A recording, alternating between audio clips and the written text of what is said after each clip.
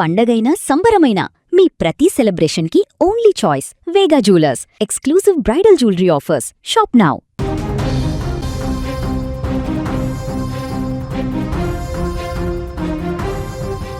పచ్చని కాపురంలో మద్యం పెట్టిన చిచ్చు ఎంతటి దారుణానికి కారణమవుతుందో శ్రీకాకుళం జిల్లా ప్రకాశం నగర్లో జరిగిన ఈ దారుణ ఘటనే నిదర్శనం. ప్రతిరోజు తాగి వచ్చి భార్యతో గొడవపడే అలవాటే ఆ భర్త ప్రాణాల మీదకు తెచ్చింది. డబ్బుల కోసం మొదలైన చిన్న వివాదం కాస్త చివరకు కత్తిపీట దాడితో రక్తం ఏరులై పారేలా చేసింది. కట్టుకున్న భార్య చేతిలో భర్తలు దారుణంగా హత్యకు గురవుతున్న ఘటనలు ఈ మధ్యకాలంలో మనం తరచూ వింటూనే ఉన్నాం.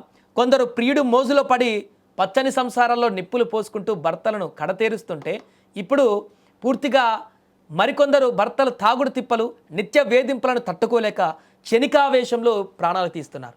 తాజాగా శ్రీకాకుళం జిల్లా కేంద్రంలో ఇలాంటి ఘోరమే ఇప్పుడు ఒకటి వెలుగు చూసింది. తాగి వచ్చి డబ్బుల కోసం వేధిస్తున్నాడనేటువంటి కోపంతో కట్టుకున్నటువంటి భర్తను కత్తిపీటతో నరికి చంపేసింది ఓ భార్య. ఈ ఘాతుకంతో ప్రకాశం నగర్ ఏరియా మొత్తం కూడా ఒక్కసారిగా ఉలిక్కిపడింది. శ్రీకాకుళం నగరంలోని ప్రకాశం నగర్ గాజల వీధికి చెందిన ధర్మాన అసిరినాయుడు క్యాబ్ డ్రైవర్గా పనిచేస్తూ జీవనం సాగిస్తున్నాడు. అతనికి భార్య జయలక్ష్మి, మణికంఠ అనే కుమారుడు కూడా ఉన్నాడు. అసిరినాయుడికి తీవ్రమైనటువంటి తాగుడు అలవాటు ఉంది. అతనికి అంత బాగానే ఉంది, రోజు డ్యూటీకి వెళ్తాడు, అంత బాగానే ఉంది. కానీ విపరీతంగా మద్యం తాగి, ప్రతిరోజు మద్యం తాగి ఇంటికి వచ్చి భార్యతో గొడవ పడడం అతనికి నిత్యకృత్యంగా మారింది. ఈ క్రమంలోనే నిన్న రాత్రి కూడా అసిరినాయుడు బాగా తాగొచ్చి ఇంటికి వచ్చాడు.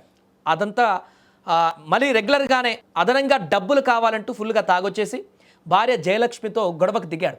ఇద్దరి మధ్య మాట పెరిగింది. భర్త నిత్య వేధింపులతో తీవ్ర విసుగు చెందినటువంటి ఆ మహిళ తీవ్ర ఆగ్రహానికి లోనైనటువంటి జయలక్ష్మి క్షణికావేశంలో ఇంట్లో ఉన్న అక్కడే కత్తిపీటను తీసుకొని భర్త పైన విచక్షణారహితంగా దాడి చేసింది.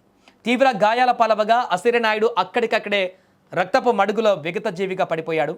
అసిరినాయుడు కుమారుడు మణికంఠ డెలివరీ బాయ్గా పనిచేస్తున్నాడు. అతను కూడా గురువారం అర్ధరాత్రి 12 గంటల సమయంలో విధులను ముగించుకొని ఇంటికి వచ్చేసరికి తండ్రి విగతజీవిగా పడి ఉండడం చూసి ఒక్కసారిగా షాక్ అయ్యాడు.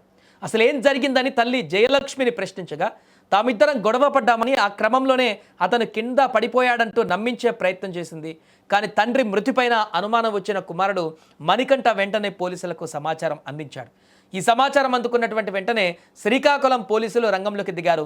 క్లూస్ టీం కూడా స్పాట్కు చేరుకొని ఘటనా స్థలం నుండి కీలక ఆధారాలను సేకరించారు. కుమారుడు మణికంఠ ఇచ్చిన ఫిర్యాదు మేరకు పోలీసులు కేసు నమోదు చేశారు. భర్తను దారుణంగా హత్య చేసిన భార్య జయలక్ష్మిని పోలీసులు అదుపులోకి తీసుకొని విచారిస్తున్నారు. క్షణికావేశంలో తీసుకున్న ఒక తప్పుడు నిర్ణయం ఒకరి ప్రాణం తీయడమే కాకుండా కన్న కొడుకుని ఇప్పుడు అనాథగా చేసి ఆ కుటుంబాన్ని రోడ్డున పడేసింది. ఈ ఘటన స్థానికంగా తీవ్ర చర్చనీయాంశంగా మారింది. నిన్న రాత్రి అనగా 4/6/2026 మిడ్నైట్ 12:30 సమయంలో మాకు 112 కాల్ రావడం జరిగింది. 112 కాల్ రాగానే మా స్టాఫ్, నైట్ ఉన్న స్టాఫ్ ఎవరైతే ఉన్నారో స్టాఫ్ విజిట్ చేయడం జరిగింది. మణికంఠ అనే అతను, మా నాన్నగారు సస్పిషియస్గా పడి ఉన్నారు అని చెప్తే అంతటా స్టాఫ్, అది నైట్ ఉండే ఆఫీసర్లు విజిట్ చేయడం జరిగింది. విజిట్ చేస్తే కంప్లైంట్ ఎవరైతే మణికంఠ ఉన్నారో అతను మాకు చెప్పేది నేను వచ్చేసరికి 12:30 అయింది. నేను స్విగ్గీలో పనిచేస్తాను. 12:30 అయింది. మామూలుగా మా మంచం మీద పడుకున్నారు. మా నాన్నగారి కింద పడి ఉన్నారు. బ్లడ్లో ఉన్నారు. ఏం జరిగిందంటే రాత్రి మీ నాన్నకి నాకు తాగేసి వచ్చాడు, నన్ను కొట్టడానికి ఎంగేజ్ చేశాడు, డబ్బులు అడిగాడు. మందుకి ఇవ్వలేదు. ముందు ఇచ్చాను, తర్వాత మళ్ళీ వచ్చి నాకు డబ్బులు ఎందుకు అడిగితే అంటనే ఇవ్వలేదు. ఇచ్చేస్తున్నా జుట్టు పట్టుకొని లాగి గోడ గడ్డించి ఇది చేశాడు. నేను తోసేస్తే మీ నాన్నకి మరి దెబ్బ తగిలిందేమో, నాకు స్ప్రో కలిపోయి అప్పటికే నాకు ఒంట్లో బాగాలేదు, పడిపోయాను.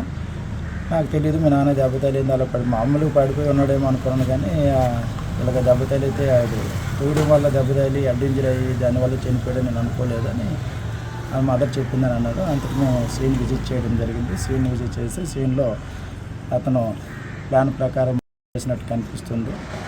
సో దాని మీద ఇంకా వాళ్ళ అబ్బాయి గారు ఫిర్యాదు రాసివ్వడం జరుగుతుంది.